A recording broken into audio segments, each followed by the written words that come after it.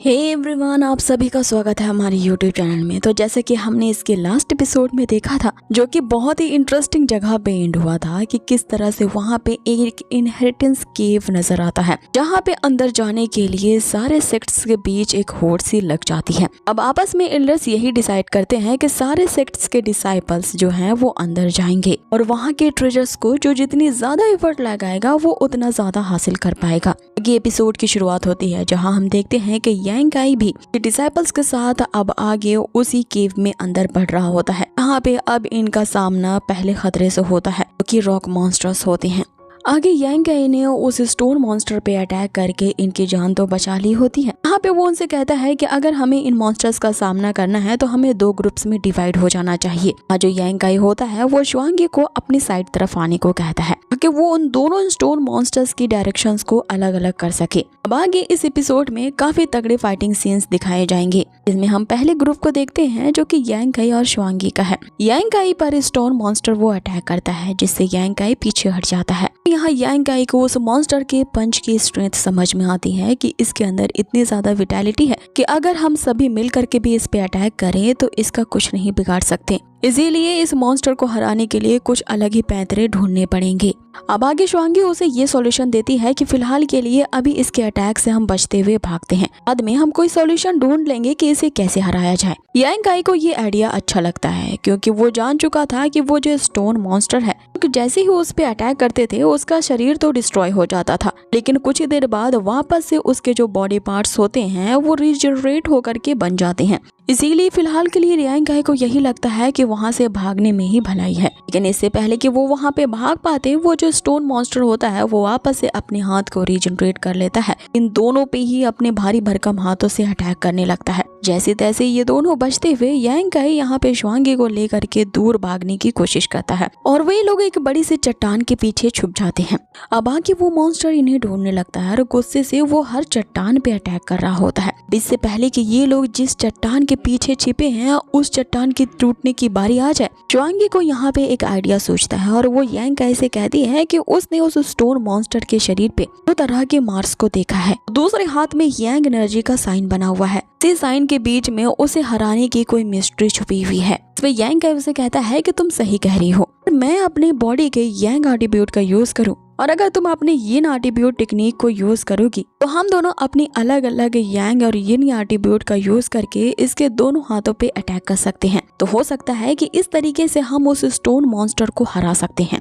अब ये दोनों ये डिसाइड करते हुए उस मॉन्स्टर के सामने आ जाते हैं। उन्हें देखते ही वो जो मॉन्स्टर होता है उनपे अंधाधुंध अटैक्स करने लगता है, लेकिन उस मॉन्स्टर के अटैक को डॉज करते हुए यहाँ पे यांग काई और शुआंगी जो होती है वो एक साथ ही उसको दोनों पाम हैंड पे अटैक करते हैं। यांग काई यांग एट्रीब्यूट का यूज करता है और शुआंगी जो होती है वो अपने यिन एट्रीब्यूट का यूज करती है। ये दोनों अटैक्स एक ही साथ होने के कारण हम देखते हैं कि उस मॉन्स्टर के दोनों हाथ डिस्ट्रॉय हो जाते हैं और देखते ही देखते उसकी पूरी बॉडी जो होती है वो डिस्ट्रॉय होकर के वापस से पत्थर में बन जाती है। अब इससे पहले कि गाइस की वीडियो में आगे बढ़ा जाए, मैं आप लोगों के लिए ऐसी सीरीज की लॉन्ग वीडियो के एक्सप्लेनेशन लाई हूँ जिसे हमने एक ही वीडियो में पूरी कंप्लीट कर ली है। वॉर ऑफ गॉड की ये कंप्लीट सीरीज आपको एक ही वीडियो में देखने को मिल जाएंगे, जो कि आप स्क्रीन पे देख सकते हो। ये सीरीज बहुत अच्छी है गाइस एंड आई होप कि आप लोगों को ये काफी ज्यादा पसंद आएगी, जिसका लिंक मैंने डिस्क्रिप्शन के साथ साथ कमेंट में भी पिन कर दिया है, तो प्लीज वहां से जरूर चेकआउट करना और इस अमेजिंग से सीरीज का मजा लो अगर आप लोगों को मेरी आवाज में एक्सप्लेनेशन सुनना पसंद है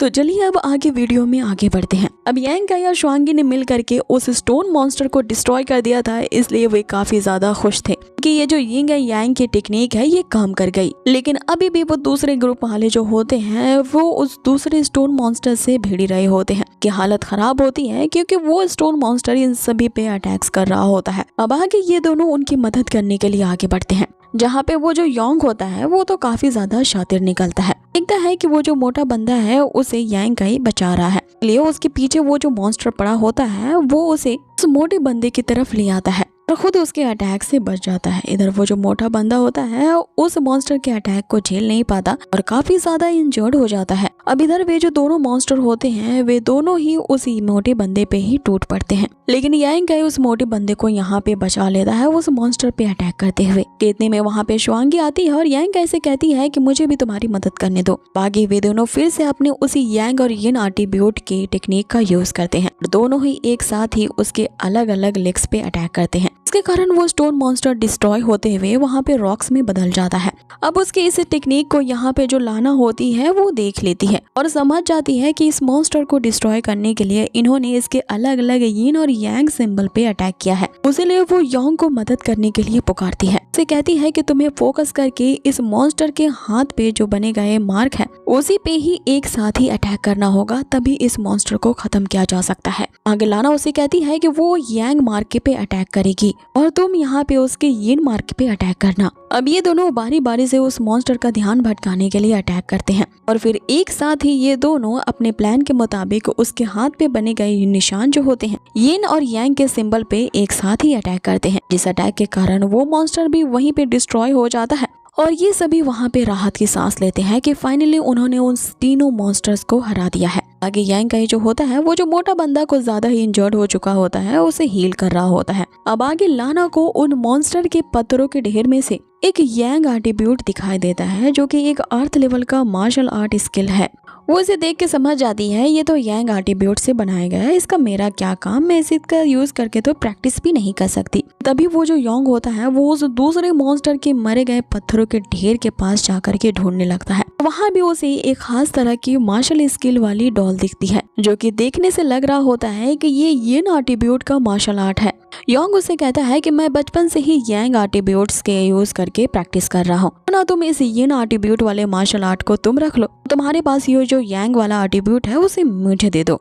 अब ये सुन के वो जो शुआंगी होती है वो भड़क जाती है और उससे कहने लगती है यहाँ पे इन दोनों मॉन्स्टर्स को हराने वाला यांग काई है, तो इस मॉन्स्टर से निकलने वाले ये जो ट्रेजर्स है ये तुम आपस में ही कैसे बांट सकते हो। यहाँ यांग काई ने तुम दोनों से ज्यादा मेहनत की है, इसलिए एक एट्रीब्यूट तो उसे मिलना चाहिए। जिस पे लाना उसे कहती है कि यहाँ पे बहस करने की कोई जरूरत नहीं है, ऐसे भी हम सभी ने मिल करके ही उसी मॉन्स्टर को यहाँ पे हराया है, इसीलिए तुम्हारा ये कहना गलत है कि किसने यहाँ पे ज्यादा मेहनत की है या किसने कम मेहनत की है। और हमें यहाँ आपस में लड़ने के बजाय ये तरीका ढूंढना चाहिए कि इस इलाके में इस तरह के बहुत सारे स्टोन मॉन्स्टर्स घूम रहे हैं, ये मारने का तरीका हमारे पास है, उन्हें ल्योर करके हम उन्हें मारते हैं और उनके अंदर से निकलने वाले ये जो एट्रीब्यूट्स होंगे उन्हें हम आपस में बराबर बराबर बांट लेंगे।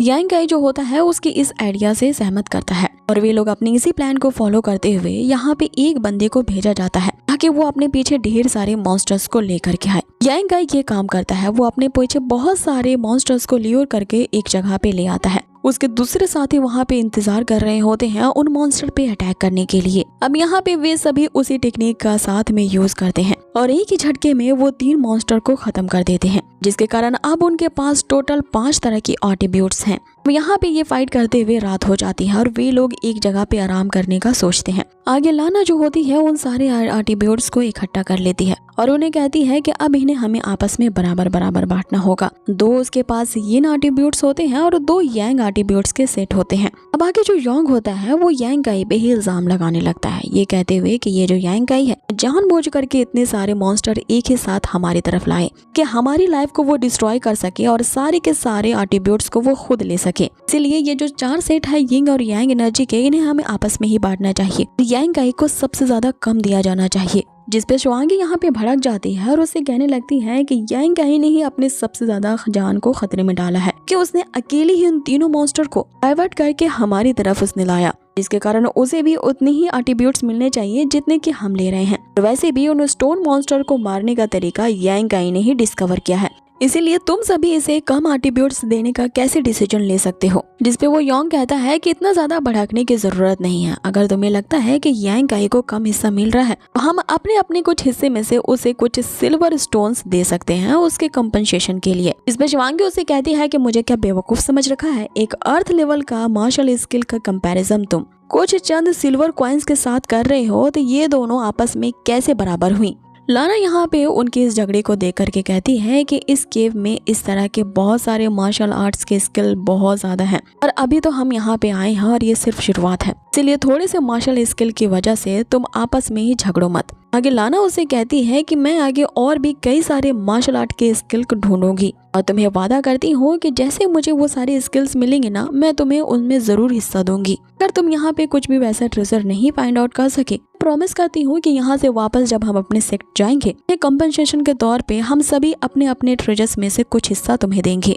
अब आगे शुआंगी इस पे भी नहीं मान रही होती है, जिसपे यांग काई कहता है कि ठीक है, मैं इसके बाद से अभी के लिए सहमत हूँ। आगे लाना उसे कहती है कि अब हम यहाँ पे काफी ज्यादा आराम कर चुके हैं, इसलिए अब हमें आगे बढ़ना चाहिए, मैं तुम सभी को लीड करूंगी। कि तभी वो जो योंग होता है, जो कि उस लाना का चमचा बन चुका होता है, वो सभी से कहता है कि यहाँ पे लाना ही सबसे ज्यादा पावरफुल है, इसलिए बेटर यही होगा कि वो हमारे प्रोटेक्शन के लिए हमारे साथ चले।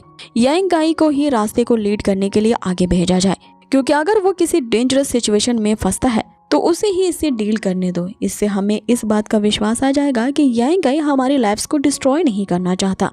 जिस पे शुआंगी उसे कहती है कि तुम्हारी चाल को ना मैं समझ गई हूँ, एक तो तुम लोग यांग काई से ज्यादा मेहनत करवा रहे हो और ऊपर से उसे कम एट्रीब्यूट्स भी देना चाहते हो, तो ऊपर से उस पे इल्जाम भी लगा रहे हो कि वो सारे एट्रीब्यूट्स को पाने के लिए तुम्हारी लाइफ को खतरे में डाल रहा है, इसीलिए तुम लोग जानबूझ करके खतरे का सामना करने के लिए उसे ही आगे भेज दिया है। अगर तुम्हें खतरे से इतना ही डर लगता है तो चलो मैं तुम सभी को आगे लीड करती हूँ। जिसपे यांग काई उसे रोकते हुए कहता है कि इतना गुस्सा होने की यहाँ पे जरूरत नहीं है, अगर ये चाहते हैं कि मैं यहाँ पे आगे रास्ते को लीड करूँ तो मैं ही ऐसा करूँगा।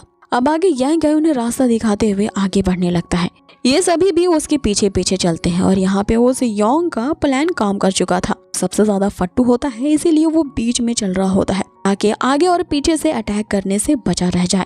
अब आगे खतरनाक रास्तों से होता हुआ यांग काई आगे बढ़ रहा होता है, लेकिन वो एक चीज समझ चुका था, भले ही इस इनहेरिटेंस केव में उसे मार्शल स्किल्स के ट्रेजर मिले या ना मिले, लेकिन वो जो लड़की लाना है वो काफी ज्यादा चतुर है। मैं उस पर भरोसा तो नहीं कर सकता कि वो आखिर में मुझे अपने ट्रेजर्स देगी, और उसकी चतुराई देख करके मुझे लगता है कि उसे सिर्फ मीठी मीठी बातें करना ही आता है। लास्ट में वो उसकी ऐसा कैरेक्टर है कि वो मुझे जरूर धोखा देगी, इसलिए मुझे यहाँ पे सिर्फ अपने आप पे ही डिपेंडेंट होना होगा। आगे यांग काई उन सबको लीड करते हुए आगे बढ़ रहा होता है, जहाँ पे उसे अपने सामने एक बहुत ही बड़ा सा डोर दिखाई देता है। अब इस डोर को देख के लगता है कि ये इसके अंदर काफी सारे खजाने छुपे होंगे और इसे खोलने के लिए एक अलग ही मिस्ट्री का यूज करना होगा, लेकिन ऐसा कुछ नहीं होता। यांग काई के बस एक बार पुश करते ही वो दरवाजा अपने आप खुल जाता है।